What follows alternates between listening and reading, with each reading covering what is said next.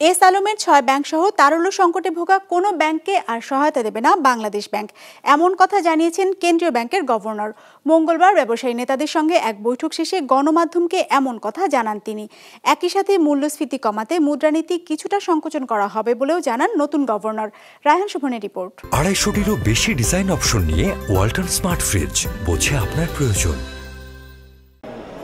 ঋণের নামে টাকা পাচার, চলতি হিসাবে ঘাটতি থাকা সহ বিভিন্ন আর্থিক কেলেঙ্কারির কারণে তারল্য সংকটে ভুগছে ইসলামী ব্যাংক, ফার্স্ট সিকিউরিটি ইসলামী ব্যাংক ও ইউনিয়ন ব্যাংক সহ এস আলম গ্রুপের সঙ্গে সংশ্লিষ্ট ৬ ব্যাংক, যাদের এরই মধ্যে ঋণ বিতরণ স্থগিত রাখার নির্দেশনা দিয়েছে কেন্দ্রীয় ব্যাংক। যদিও সাবেক গভর্নরের তত্ত্বাবধানে এতদিন এই ব্যাংকগুলোকে টাকা ছাপিয়ে সহায়তা দিয়ে আসছিল বাংলাদেশ ব্যাংক, তবে নতুন গভর্নরের পরিষ্কার বার্তা, এখন থেকে আর কোনো ব্যাংকই তারল্য সহায়তা দিবে না বাংলাদেশ ব্যাংক। আমরা এখন আর তাদেরকে সাপোর্ট দেব না। আমরা কি এখন কোনো সাপোর্ট দিচ্ছি? আমরা আর কোনো সাপোর্ট দিচ্ছি না।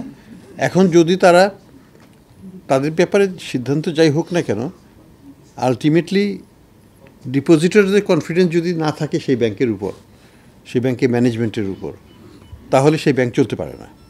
এবং ডিপোজিটররা তাদের টাকা যদি উইথড্র করে, সেটা রাইট তাদের আছে, সেটা নিয়ে সরকার সেখানে কোনোদিনও হস্তক্ষেপ করবে না। সরকার যেটা বলতে পারে যে আমরা ওই ব্যাংকের জন্য কী করবো, আমরা এই পর্যায়ে ওই ব্যাংকের জন্য আমরা কিছু করব না, কারণ তারা নিজ দায়িত্বে নিজেদেরকে এই অবস্থায় নিয়ে গেছে এবং সিস্টেমিক্যালি ইম্পর্টেন্টও না এমন কিছু না। শুধু সংকটে থাকা ব্যাংকগুলোর তারল্য সহায়তা বন্ধই নয়, সামনের দিনে রুগ্ন ব্যাংকগুলোর ব্যাপারে কেন্দ্রীয় ব্যাংকের অবস্থান কি সেটিও গণমাধ্যমের কাছে পরিষ্কার করেন গভর্নর। জানান, আগামী ২-১ সপ্তাহের মধ্যে আসবে ব্যাংকিং কমিশন গঠনের ঘোষণা। যে কমিশন প্রতিটি ব্যাংকের আর্থিক স্বাস্থ্য নিবিড়ভাবে পর্যবেক্ষণ করবে, যার উপর ভিত্তি করে আগামীতে ধুঁকতে থাকা ব্যাংকগুলোর বিষয়ে সিদ্ধান্ত নেওয়া হবে বলে জানান তিনি।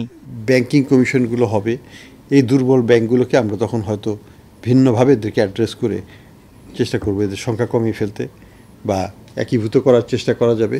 বিভিন্নভাবে প্রবলেমটাকে সলভ করতে হবে, কিন্তু হঠাৎ করে টাকা দিয়েও সলিউশন হবে না, হঠাৎ করে বন্ধ করে দিয়েও কোনো সলিউশন হবে না।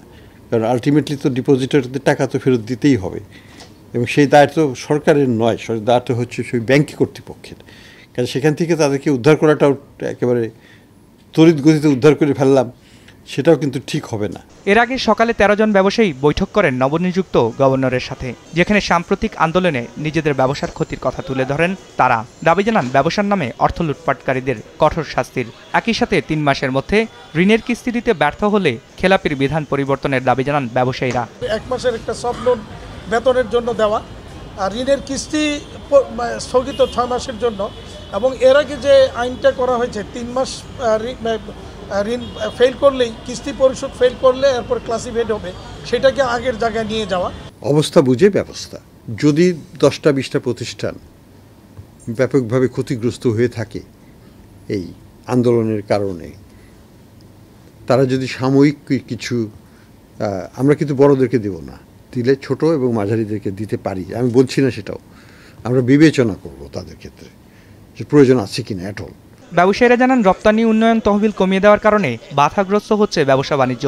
তবে যেসব ব্যবসায়ী এই তহবিল থেকে অর্থ নিয়ে ফেরত দেয়নি, তাদের বিরুদ্ধে ব্যবস্থা নেওয়ার দাবি জানান তারা। রায়হান শোভন, বিজনেস রিপোর্ট, মাছরাঙা টেলিভিশন।